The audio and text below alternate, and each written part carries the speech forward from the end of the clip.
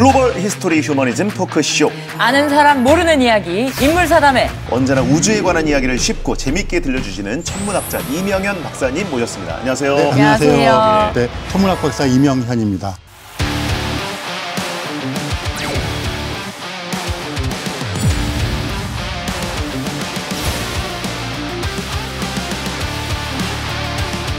Three, two, one. Boosters in ignition. And liftoff of Artemis 1.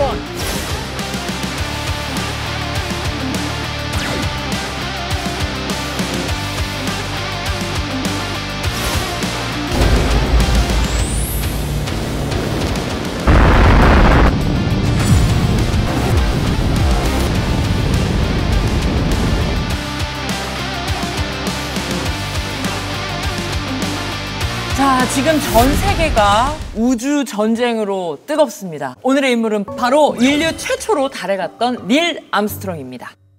저는 닐 암스트롱 하면은 그 발자국 사진, 그 이미지가 가장 먼저 떠오르고, 그리고 아폴로 11호 이상 더 아는 건 없긴 한데, 전 여기까지입니다. 저도 사실 많이 하는 건 아니어가지고 그냥 저는 그 사진 있지 않습니까? 네, 그 성조기 펄럭이는 사진을 찍은 맞아요. 게 닐 암스트롱인 줄 수십 년 동안 알았는데 그게 두 번째 우주인이더라고요. 네, 맞아요. 그건 맞아요. 암스트롱이 찍어준 분이고, 그래가지고 암스트롱은 첫 번째 발자국만 남기고. 제가 바로 아폴로 퀴즈입니다. 아폴로 퀴즈. 그러니까 이게 1969년 당시에 제가 유치원생이었거든요. 학교를 들어가는 거 1년 남겨놓고 있었는데 그 골목길에서 놀고 있었어요, 늘. 그럼 초저녁이 되면 제가 이제 그냥 하늘 쳐다보면 거기 초생달도 떠 있고 뭐 이러거든요. 그걸 맨날 보고 있었는데 거기에 사람이 가서 걸어 다닌다는 거예요. 어린 나이에 뭔지 말은 못하지만 제가 맨날 쳐다보던 곳에 사람이 왔다 갔다 하고 있다. 그래서 그때 저걸 해야 되겠다. 자연스럽게 천문학자가 된 거죠. 자, 잘 알려져 있다시피 1969년 7월 16일에 닐 암스트롱이 아폴로 11호에 탑승해서 4일 후에 고요의 바다라 불리는 달 표면에 무사히 착륙했는데, 달 표면에 처음으로 발을 내디딘 인류가 된 암스트롱이 그 유명한 말을 남겼습니다. It's one small step for man, one giant leap for mankind. 딱 간결한데 들었을 때 뭔가 웅장해지는. 그러니까 그만큼 이 아폴로 11호의 달 정복은 뭐 지역, 인종, 이념을 떠나서 전 세계가 감격과 흥분에 휩싸였던 정말 대사건이라고 해도 과언이 아닌데요. 우리나라도 예외가 아니었죠. 당시에는 그러니까 비행기 타고 해외 가는 것도 사실은 좀 힘든 일이다라고 여겨졌을 텐데, 비행기 지나가면 다 쳐다봤던 그치, 간다 했을 텐데 우주선을 타고 달에 가는 시대라고 하니까 정말 상상도 못한 일이지 않았을까 싶습니다. 네, 그때 영상이 있다고 하는데요. 함께 보시죠. 달아 밝은 달아. 얼라 분위기가 좀 사람들의 이상한데? 즐거움과 슬픔을 부싸모으던 저 달에 인간의 첫 발이 닿았습니다. 암스트롱, 우리나라가 콜린스, 저때 시간이 우리나라는 프라임타임이었다고 우주 그러더라고요. 비행사가 인간 최초의 달 착륙선을 타기 위해 우주 본부를 떠났습니다. 암스트롱이 전 인류가 지켜보는 가운데 달의 첫 발을 내디뎠습니다. 이때 당시에 한 신문이 총 4면을 발행했는데 발사 하루 전부터 아폴로 11호가 귀환한 날까지 모든 이슈를 이 아폴로 11호가 가져갔다 그러는데요. 그때 당시에 대부분의 신문이 호해를 따로 발행했습니다. 아폴로 11호 달 착륙만 따로 패내가지고 따로 호해를 발행해서 뿌리는 정도에. 근데 굉장히 흥미로운 얘기인데, 암스트롱이 달에 가서 이렇게 유명해지기 전에 한국에 온 적이 있습니다. 한국이에요? 그렇습니다. 네, 한국 전쟁 당시에 암스트롱이 미국의 해군에서 전투기 조종사로 복무 중이었기 때문에 그런 전쟁 첨전 용사로서 싸웠던 분이시죠. 전투기를 몰고 북한 지역을 정찰하는 정찰기를 호위하는 활동도 했었고, 군사 시설 같은 데에 폭탄을 떨어뜨려서 파괴하는 임무를 수행한 적도 있다라고 합니다. 한 번은 닐 암스트롱이 조종하던 전투기가 공격을 받아가지고 격추가 되듯이 해가지고 거의 죽을 뻔한 적이 한 번 있었거든요. 근데 이때 당시에 가까스로 낙하산으로 탈출을 했고 해군 헬기가 출동해가지고 구출됐던 적도 있습니다.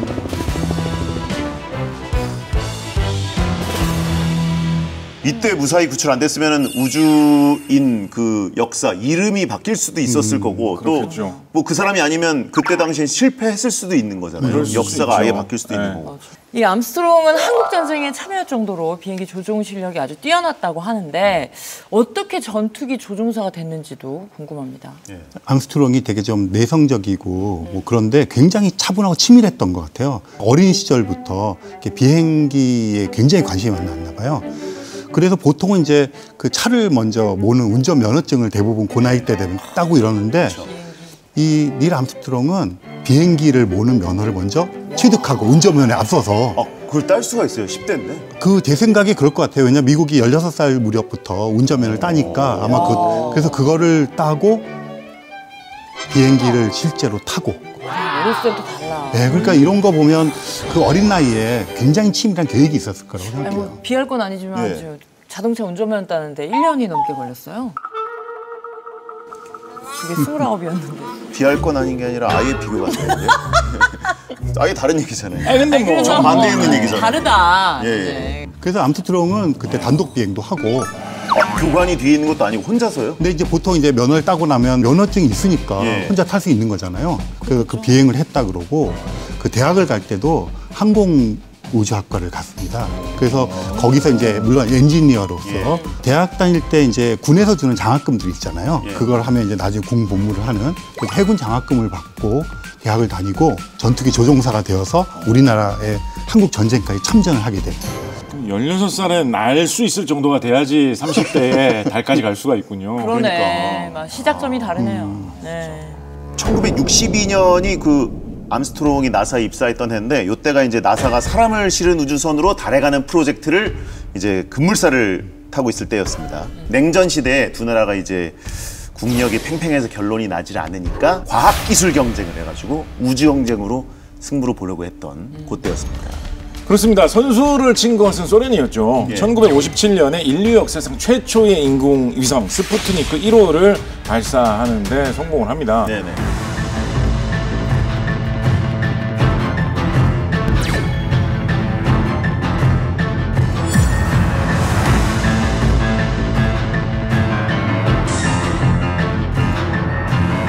그럼 계속 이렇게 끊임없이 우주 경쟁을 하다가 그러다가 이제 달까지 가려고 한 거예요? 뭔가 하나 한 방을 성공시키면 미국이 이겼구나라는 거를 모든 사람들에게 다 심어줄 만한 큰 게 뭐 있을까 생각을 하다가 달에 사람이 가도록 하자. 전 세계 사람들이 달 모르는 사람은 없잖냐. 우리가 과학기술의 힘으로 미국 사람이 거기 가가지고 걸어다니는 걸 보여줘버리자. 그럼 끝나는 거 아니냐라는 생각을 하고 1961년 5월에 케네디 대통령이 역사적인 연설을 한 것이죠. We choose to go to the moon.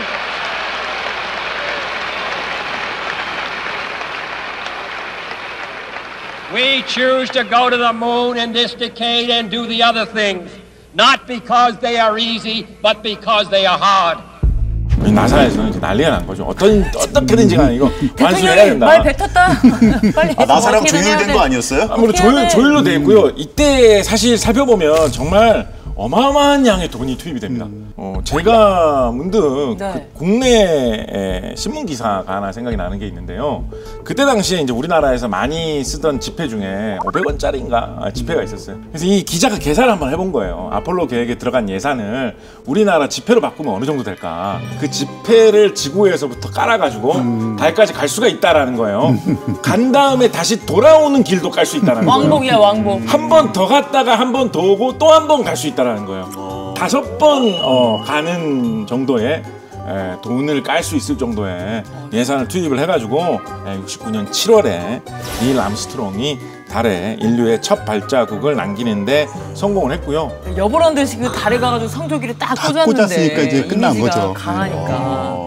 근데 이 나사의 우주 비행사로 합격을 했다고 해서 모두가 다 달에 갈 수 있는 건 아니잖아요. 그렇죠. 그때 이제 아폴로 이전에 이제 제미니 계획이라는 게 있었어요. 제미니란 이름으로 제미니 8호 거기다 사람들 실어서 이제 이렇게 올려 보내는 지구 궤도를 먼저 돌아야 될 거 아니에요? 제미니. 한국 사람 이런 거한테 제미니라고 했어요. 깜짝 놀랐네요. 그래서 이제 암스트롱도 이제 그런 지구 궤도를 도는 우주 비행사를 먼저 뽑혔죠. 그래서 뽑힌 다음에 거기서 이제 훈련을 해서 그 훈련에서 성과가 좋은 사람들을 뽑아서 이제 아폴로 우주 비행사로 이제 투입을 했어요. 근데 사실 우주 비행을 할 때는 여러 가지 요소가 있지만 이게 지구상에서 어떻게 해줄 수가 없잖아요. 그러니까 결국은 위험한 상황에서 침착하게 기지를 발휘하는 위기 관리 능력이 굉장히 중요한 덕목이거든요. 근데 암스트롱은 이제 그런 면모를 보였나 봐요. 한 번은 이 도킹하는 그 역할을 맡았나 봐요. 근데 이제 도킹을 하면 다른 우주선과 이렇게 만나는데 이게 잘 만나서 잘 안정되게 가야 되는데 얘가 만난 다음에 회전을 빨리 하기 시작한 거예요. 뭐가 잘못됐나? 그러니까 회전을 한다는 얘기는 안정적이지 못한 얘기잖아요. 근데 그게 1초에 296도? 그러니까 1초에 한 바퀴씩 20몇 미터 되는 게 돈다고 생각해 보세요. 오, 너무 어지러운데? 엄청나게 문제가 생기는 거죠. 그 원심 분리기 아니에요? 그렇죠. 그러다가 날아가 뺑뺑이 버릴 도는 수도 거 아니에요? 있고. 그때 이 암스트롱이 이제 이거 분리시킨 다음에 최대한 서로 멀리 떨어지게 이제 역추진해서 멀리 간 거예요. The crew punched up 400, but the trouble was not in the Agena. Unable to find an immediate answer, Mr. Armstrong undocked. The roll rate continued to build up, reaching about 1 revolution per second. Struggling to regain control, Mr. Armstrong was forced to fire the re-entry thrusters and gradually reasserted control over the spacecraft, 2 miles of the predicted impact point. Full time. Crew and spacecraft, both in good shape, were soon aboard. 그러니까 잘 하는 것도 중요하지만 위기 상황에 닥쳤을 때 어떻게 대처하느냐. 거기서 큰 점수를 얻은 것 같아요. 근데 계속 말씀해 주시지만 이 암스트롱은 위기관리 능력도 뛰어나지만 또 침착함도 겸비하고 있었던 거네요. 네, 그래서 그런 에피소드들이 하여간 굉장히 많이 있어요. 일단 착륙을 해야 되잖아요. 그럼 이게 착륙하는 훈련을 하면 이게 천천히 내려서 몇 미터 정도가 되면 내리고 이런 훈련들을 하는데 뭐 지상 한 30미터 요 정도부터 시작해서 더 가까워지면서 착륙을 이제 부드럽게 해야 되는데 한 30m 지점에서 문제가 생겼나 봐요. 한 15m 다다를 때까지 준비를 하고 거기서 탈출을 한 거예요. 그리고 비행기는 이제 폭발했죠.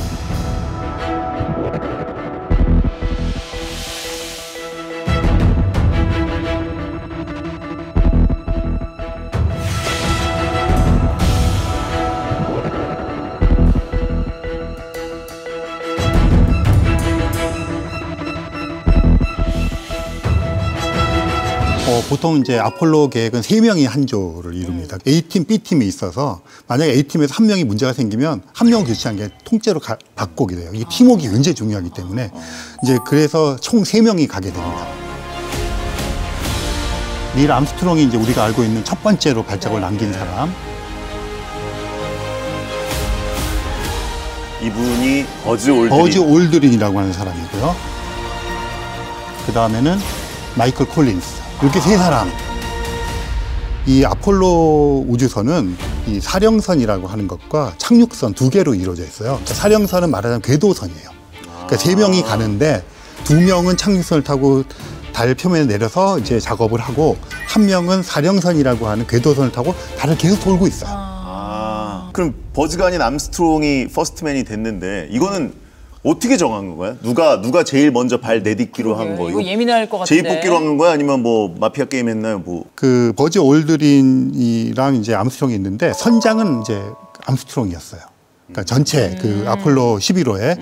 그러니까 보통은 이제 선장이 다 마무리한 다음에 가게 되잖아요. 그래서 내심 자기가 퍼스트맨이 되는 거를 기대했었다. 뭐 이런 이야기도 있습니다. 나사에서는 암스트롱을 퍼스트맨으로 선정하는데 이유가 2가지가 있다라고 말하고 있습니다. 뭐예요? 첫 번째는 공학적이고 기술적인 이유인데요. 2사람이 앉아서 가는 그 조종 기구를 다루고 하는 그 착륙선의 자리 있지 않습니까? 암스트롱 쪽에 있는 사람이 먼저 문을 열고 나가는 게 가장 더 안전하고 자연스럽다.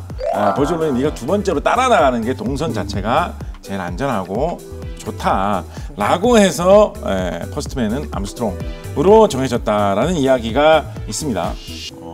그 정도 뭐 큰 차이 아니면 사실 그러니까. 좀 더 이렇게 공정하게 정해가지고 뭐 인기 투표 좀 한 다음에 마피아 게임하고 ARS 투표 좀 받은 다음에 정하는 게 가장 공정하지 않았을까? 약간 좀 이렇게 국민 오디션식으로 해가지고 그래, 그럼 이건 뭐 기술적인 문제니까. 네, 그런데 이 이유가 공식적인 이유다. 이것 때문에 그랬다라고 계속 알고 있었거든요. 세월이 많이 흐른 다음에 이 아폴로 계획을 준비한 사람들이 밝힌 내용은 조금 달랐습니다.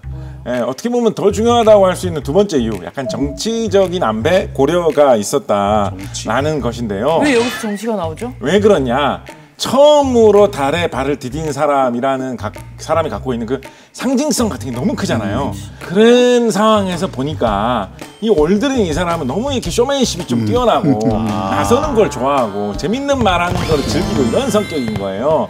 그래서 이 사람에게 그런 엄청난 그런 명성을 주었다고 했을 때 이 사람이 나중에 엉뚱한 말 하면 어쩌지? 혹시라도 사고 치는 건 아닐까? 이런 거를 걱정을 해가지고 천성적으로 사람 좀 조용하고 주목받는 거 이런 거하고 좀 상관없이 사는 닐 암스트롱이 더 적절하겠다라고 판단한 것도 이유가 된다라고 합니다.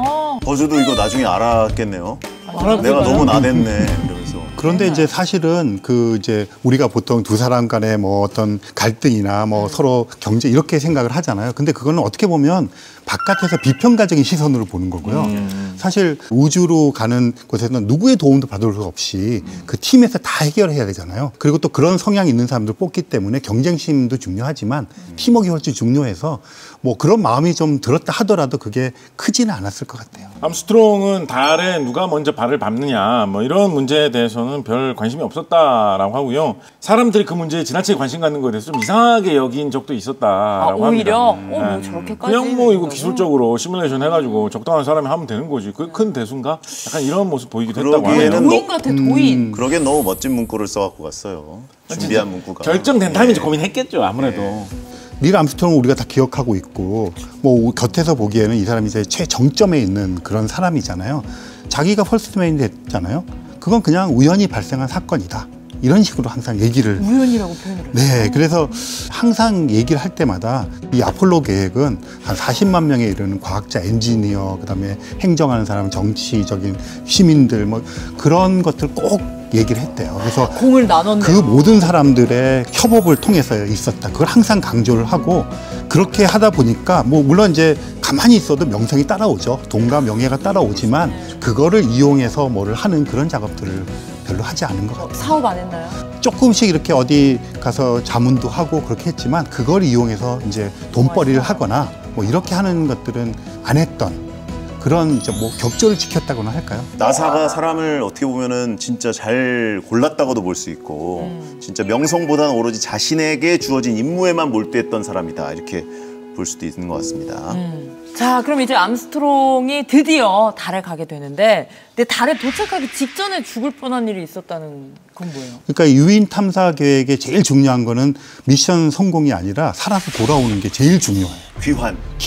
귀환을 잘 해야 되는 거거든요.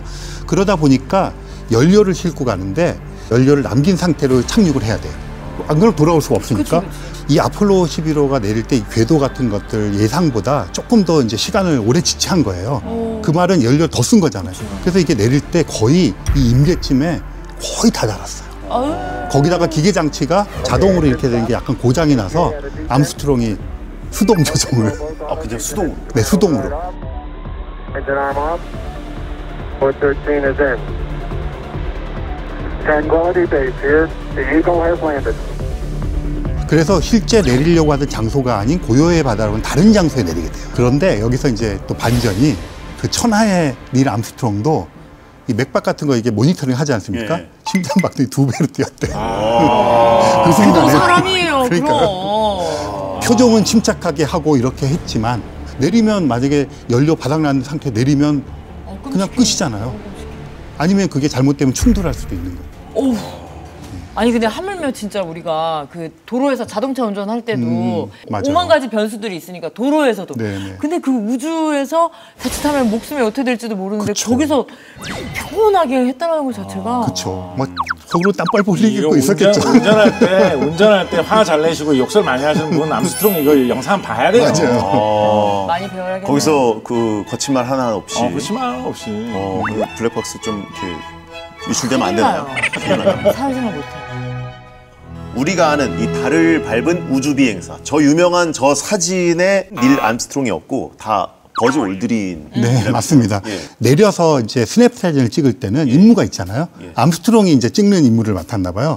그러니까 이제 이 우주복을 입고 가슴에다가 이렇게 카메라를 달고 찍으니까 온통 버즈 올드린밖에 안 나오는 거고. 저도 오랫동안 저게 암스트롱인 줄 알았어요. 전부 다 그렇게 예전엔 생각했죠. 그랬어요. 맞아요. 닐 암스트롱 사진은 거의 없군요. 거의 없는 거죠. 왜냐하면 사실 2시간 30분이라는 시간 동안에 돌도 모아야죠, 뭐 설치하죠. 그러니까 시간이 없잖아요. 그래서 암스트롱의 이 단독 사진 같은 것들이 내릴 때 비디오 카메라에 잡힌 거 이외에는 대부분 다 버즈 올드린의 것이다. 이렇게 보시면 됩니다. 셀카봉을 안 갖고 갔네. 그러니까.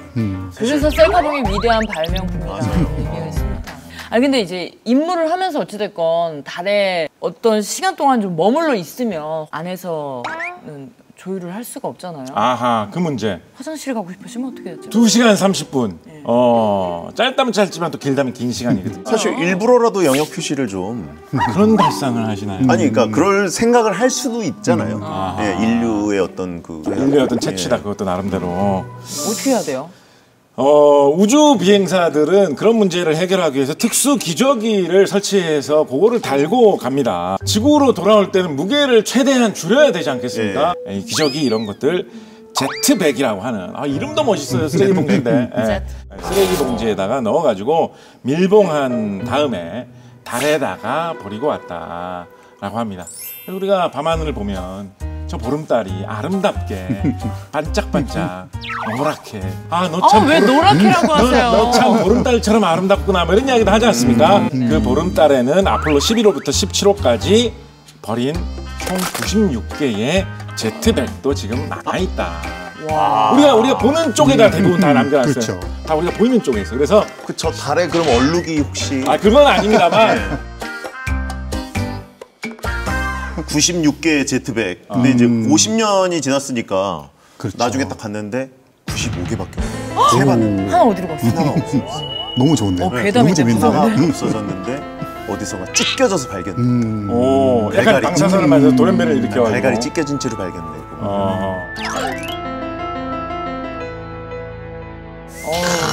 상상이 웃겨요.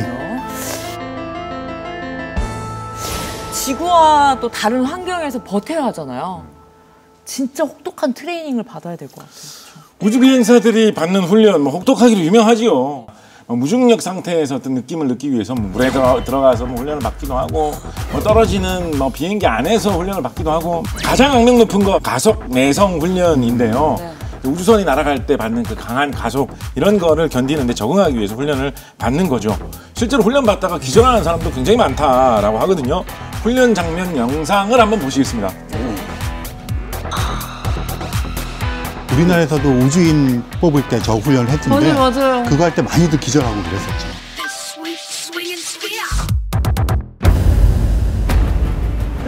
Sounds good. I'm ready. All right, sweet dreams. All right. 어떡해. 와, 저게 어떤 느낌일까요? 몸이 꽉 눌리는 느낌이에요. 어떡해. 어떡해, 너무 위험한데. 이게 경기를 일으킨 걸까요? How you feeling, sir? How you feeling? You with us yet? Are you back to the land of the living? Yeah. You sure? Yeah. Whoa. Just go ahead and stare at the red light. Put your head back on the headrest. You're gonna love the video.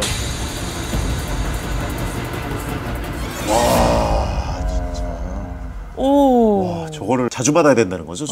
암스트롱 같은 경우에는 나흘 동안 8번 저 기계에 들어갔던 적도 있다라고 하고요. 총 5시간을 견뎌냈다라고 합니다. 5시간이요? 네, 아까 저기 지 수치가 높아지면서 사람들이 되게 괴로워하는 거 보셨잖아요. 저게 G가 무슨. 중력 가속도란 뜻입니다. 그러니까 우리가 굳이 그러면 우리 중력의 9배라는 소리예요. 아우. 아까 보면 수치가 한 4, 5 정도만 돼도 사람 되게 괴로워하거든요. 닐 암스트롱 같은 경우에는 15G까지 견뎌내면서 훈련을 받았다라고 합니다. 이게 이제 달에서 지구로 귀환할 때 최대로 받을 수 있는 중력 가속도라고 하거든요. 그래서 만약에 사막에 떨어지면 어떻게 해서 생존을 해야 되느냐, 그런 생존 훈련까지 받는 등등 별별 고된 훈련들을 다 이겨냈어야 했다라고 합니다. 이게 실전에 가깝게 훈련을 해야 되잖아요. 그 도움을 받을 수 없는 상황에 가야 되니까 그러다 보니까 항상 죽을 뻔한 위기를 누구나 우주비행사들은 달고 살죠. 그 소련의 유리 가가린 정말 생각해 보면 뭐 아주 행복한 말년을 보냈을 것 같은데 역시 또 훈련하다가 34살 때 죽습니다. 34살에. 네.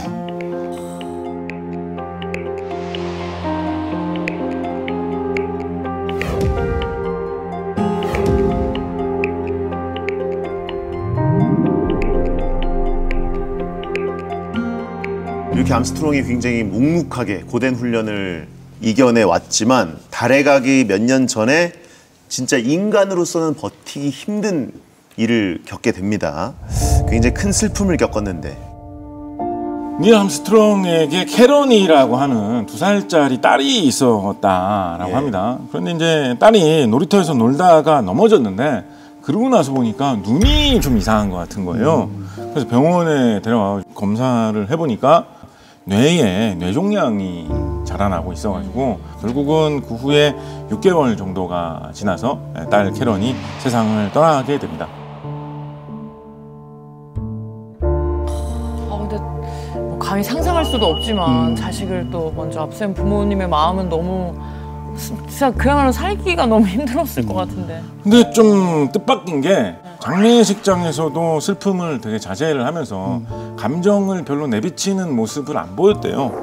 그리고 장례식이 끝나고 나니까 바로 며칠 뒤에 출근을 해가지고 뭐 비행을 떠나고 그런 모습을 보였다라고 합니다. 너무 슬퍼서 차라리 그냥 일에 몰두하자 하는 걸까요? 그쪽이 오히려 좀 가까운 것 같다는 생각이 들어요.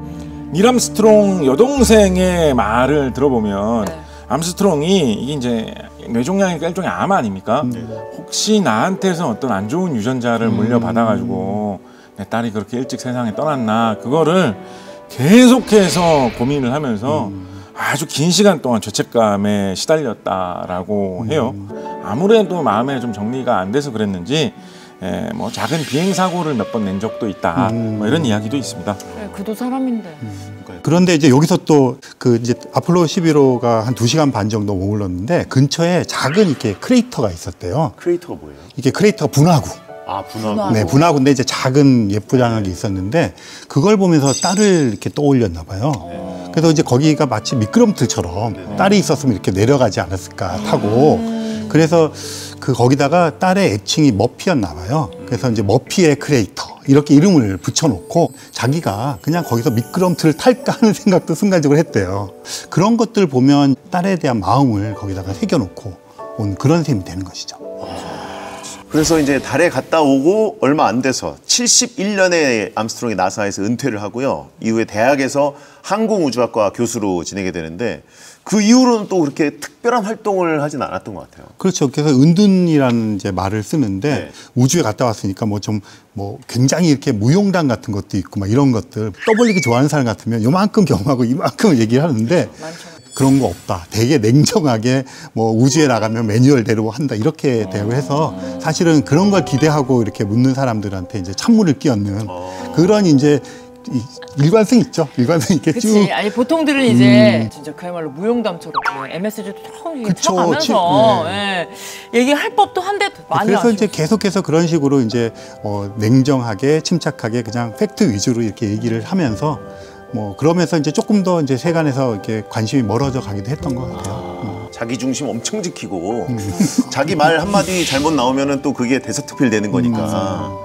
자, 아까 과도한 세상의 그 관심을 피하고 싶었다라는 건 좀 이해가 되지만 그래도 닐 암스트롱이 좀 더 자주 나와서 이야기를 해줬더라면 어땠을까 하는 아쉬움도 있는데. 근데 중요한 사건이 있을 때 등장을 해요.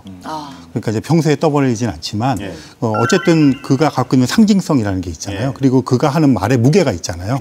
그러니까 그래서 이제 그 대중 앞에 서기도 하고 국가기관에 나서기도 하는데 대표적인 게 이제 1986년에 우주왕복선 챌린저라는 게 있어요. 3, 2, 1, and liftoff. Liftoff of the 25th Space Shuttle mission, and it has cleared the tower. Throttle up. Roger, go to throttle up.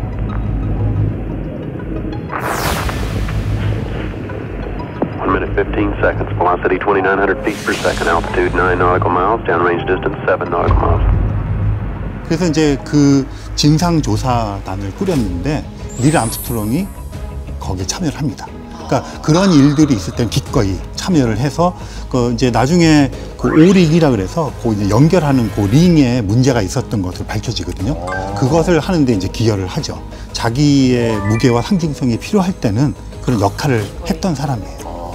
약간 예의가 있어야. 그러니까 인기에 편승해가지고 놀고 먹고 막 이렇게 하려는 건 전혀 없고 뭔가 자기 중심 지키면서 일해야 될 땐 또 일하고 이런 약간 성숙한 사람이었던 것 같아요. 그때가 이제 오바마 행정부 이제 말기 됐는데 우주 왕복선 그 예산을 삭감을 해버립니다. 미국에서. 그러니까 그리고 더 이상 차세대 그 우주 왕복선 만들지 않겠다. 그렇게 선언을 하니까 이제 이렇게 말해요. 정부가 예산난 때문에 이렇게 우리들의 그 꿈인 차세대 우주선 개발을 포기해서는 안 된다.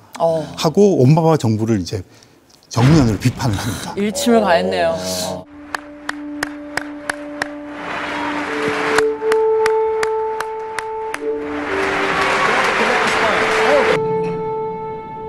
The goal is far more than just going faster and higher and further.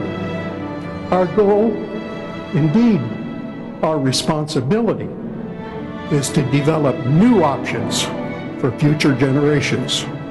Options in expanding human knowledge, exploration, human settlements, and resource development outside in the universe around us.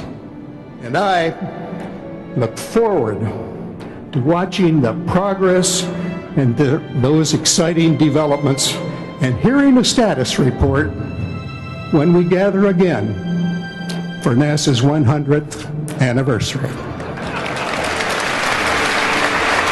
아폴로 11호가 달에 착륙하고 이제 얼마 지나지 않아서 달 탐사에 대한 열기는 또 순식간에 식어버렸는데 그러다가 최근 몇 년 새 다시 또 달에 가기 위해서 세계적으로 경쟁이 좀 붙고 있는 것 같아요. 맞습니다. 그래서 달 탐사 프로젝트에 대해 얘기해 주실 전문가 한 분을 저희가 모셔봤습니다. 한국항공우주연구원에서 우주 탐사선의 궤적을 연구하고 계신 최수진 연구원입니다. 안녕하세요. 안녕하세요. 네, 안녕하세요. 저는 한국항공우주연구원에서 소형발사체와 우주탐사선의 궤적을 연구하고 있는 최수진 선임연구원입니다. 그리고 저는 얼마 전까지 그 다누리호를 달까지 보내기 위한 궤적을 설계하고 있었는데요. 네. 그래서 이런 경험을 신기해. 바탕으로 이제 우주탐사선을 이제 달뿐만 아니라 뭐 화성, 소행성까지 보낼 수 있는 이제 궤적을 설계한 다음에 우리가 이제 이렇게 달만 하는 게 아니라 우리 다양한 거 할 수 있어 이런 것들을 좀 알리고 있습니다. 우린 집에 갈 때도 길을 잘 몰라가지고 내비게이션만 보고 따라가는데 이분은 달에 탐사선을 보내는 길을 계산을 하셨다니. 스케일이 다르네요. 진짜 코너 궤적만 생각했는데 비슷합니다. 잘 쏘면은 쫙 들어갑니다. 달 탐사 연구 최전선에 계신 분인데 최근 몇 년 새에 전 세계적으로 우주 경쟁이 좀 치열해지고 있는 느낌이거든요. 일론 머스크도 막 화성 갈 거니까 이러고 있고. 예. 이제 방금 말씀하신 앨런 머스크 같은 사람이 우주로 갈 수 있는 비용을 굉장히 경제적으로 만들었습니다. 그러니까 옛날엔 이게 무슨 뭐 말도 안 되는 예산이 필요한 거니까. 네, 뭐 국가가 막 전폭적으로 막 이런 수식어가 들었는데 미국에 있는 그 발사체 회사에서 굉장히 저렴하게 그 경제적으로 우주에 갈 수 있는 이렇게 발사체를 만들어 버리다 보니까 기회가 많이 생긴 거죠.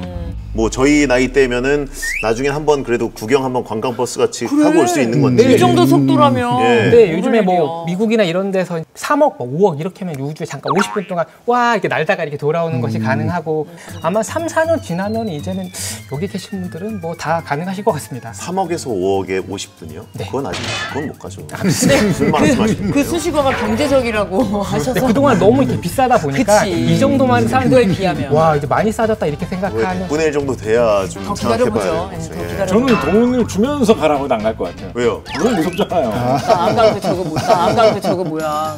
그분 영상 봐가지고 무서워졌어. 특히 뭐 50년 만에 다시 사람을 달에 보내는 프로젝트도 진행이 되고 달에 대한 관심도 다시 뜨거워졌어요. 근데 그 이유가 뭘까요? 달은 우리가 언젠가 화성에서 하고 싶은 기술의 어떤 시험대 역할을 하는데요. 심우주 탐사를 하기 위해 전초 기지로 달이 가장 최적의 조건을 갖추었기 때문입니다. 그래요? 우리가 만약에 달에서 로켓을 보내면 지구보다 훨씬 중력이 약하기 때문에 로켓을 발사할 수 있는 어떤 비용이나 여러 가지 측면에서 이점을 장점이 있기 때문에 달을 빨리 선점하려고 하는 것입니다. 아, 달에서 쏜다고요? 네. 그 달에 이제 우주기지 같은 걸 건설해서 뭐 사람이 살면서 이제 왔다 갔다 할 수 있는 그런 토양을 이제 많은 사람들이 상상하고 있죠. 뭐. 그 이제 지금 어쨌든 달에 기지가 세워지는 거는 조만간일 것 같아요. 미국의 아르테미스 계획도 그 달을 도는 우주 정거장을 만들고 밑에는 기지를 만들어서 왔다 갔다 이렇게 하겠다는 거거든요. 그리고 조금은 그거보다는 조금 더 먼 얘기인데 달에 자원이 있어요. 뭐가 있나요? 텅스텐, 니켈, 마그네슘 뭐 이런 것들이 있고요. 특히 눈여겨보는 건 히토리라고 하는 거 있잖아요. 뉴스 많이 나오던데. 히토리라는 게 지구상에 희귀하기 때문에 히토리라고 부르는 건데 이게 또 뭐 우리 그 전자제품 만드는 데 많이 사용이 되잖아요. 달에서 그 이제 좀 채굴을 하자.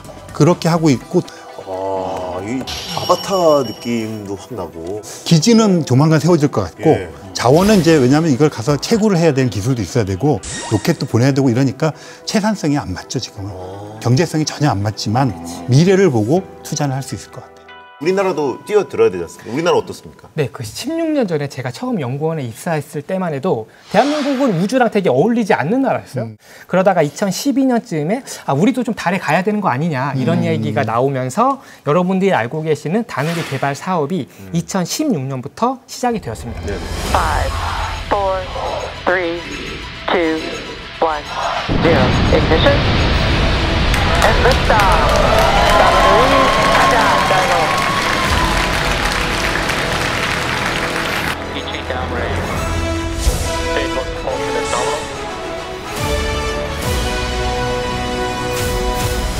이게 아까 말씀하신 그 일론 머스크 회사의 그 미국 우주 발사체에 실어서 다누리를 보내는 거죠? 맞습니다. 제가 저거 협상할 때 같이 갔습니다.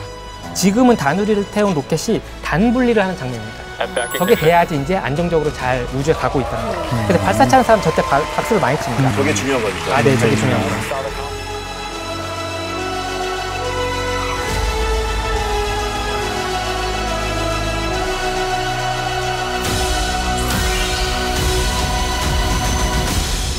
근데 저는 다누리 같은 경우에 정말 대단하다고 생각을 하는 게 소련, 미국, 일본, 중국, EU, 인도 그 다음에 한국 이렇게 해서 7번째로 많이 이야기를 하거든요. 다누리를 저희가 처음에 개발할 때 계획했던 것보다 무게가 조금씩 이렇게 늘어나게 됐습니다. 그래서 처음에 이제 저희가 설계했던 궤적으로 갈 수가 없게 되어서 이제 새롭게 대안으로 벨레스틱 루나 트랜스퍼라고 하는데요.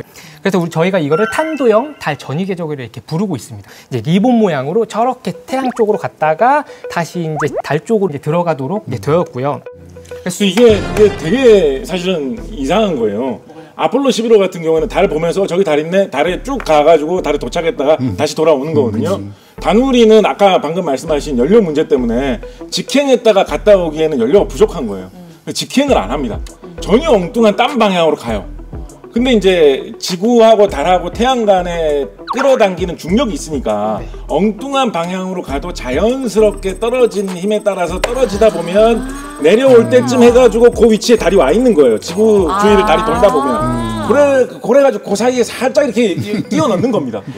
이제 이거 됐어. 그래서 이게 아폴로 11호 같은 경우에 가는데 한 3일 하면 가거든요. 3일 만에 못 가요. 4달 후에 이렇게 해갖고 언제 올지 생각을 하면서. 그 등산할 때 루트 개척을 하잖아요. 그럼 누구 루트 뭐 우리만의 루트를 개척하고 우리가 그걸 수행할 수 있는 능력을 갖게 된 거죠. 그러니까 이런 면에서 굉장히 중요한 경험을 힘들었지만 사실 한 거죠. 이름도 마음에 들어요. 뭔가 샌드위치도 생각나고. 배부르잖아요. 그리고 배부르잖아요. 그래서 저는 나중에 이제 보급화가 되면 어떤 궤도로, 어떤 궤적으로 다녀올 수 있을지 모르겠지만 꼭 다녀올 수 있었으면 좋겠습니다. 제 생애에.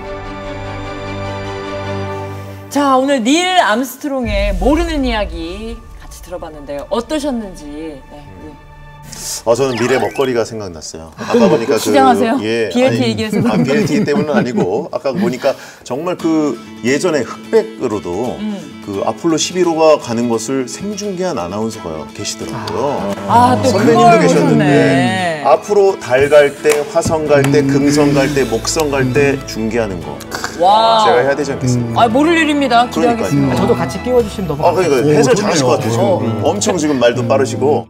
그 닐 암스트롱 저도 뭐 이렇게 그 많이 안다고 생각했는데 모르던 것을 굉장히 많이 오늘 알게 되었어요. 그리고 특히 우리도 이제 앞으로 유인 우주 탐사도 할 텐데 어떤 사람이 우주인이 되어야 될까? 그런 걸 할 때 닐 암스트롱이 정말 자기에 대한 겸손 또 그런 것들이 뭐 덕목이 될 것 같아서 우리나라 이제 앞으로 그 유인 탐사를 할 때 귀감이 되는 그런 좀 정표로 삼아도 되지 않을까 그런 생각을 많이 했어요. 다누리 퀴즈가 많이 나올 것 같아요. 네, 다누리 퀴즈가 이제 나오겠죠. 네. 암스트롱이 달 착륙이 인류에 어떤 의미를 갖는지 글을 썼던 거 있는데 지구가 어디에 있으며 어디로 가고 있는지 지구에 있는 우리가 관찰하기란 어렵습니다. 바라건대 이 일을 통해 실제로든 상징적으로든 한 발 물러나 우주를 조망하게 됐으면 좋겠습니다. 우주선에 탄 비행사가 됐다고 생각하면서 우주에서 자신의 사명이 무엇인지 다시 생각할 수 있으면 좋겠습니다. 예.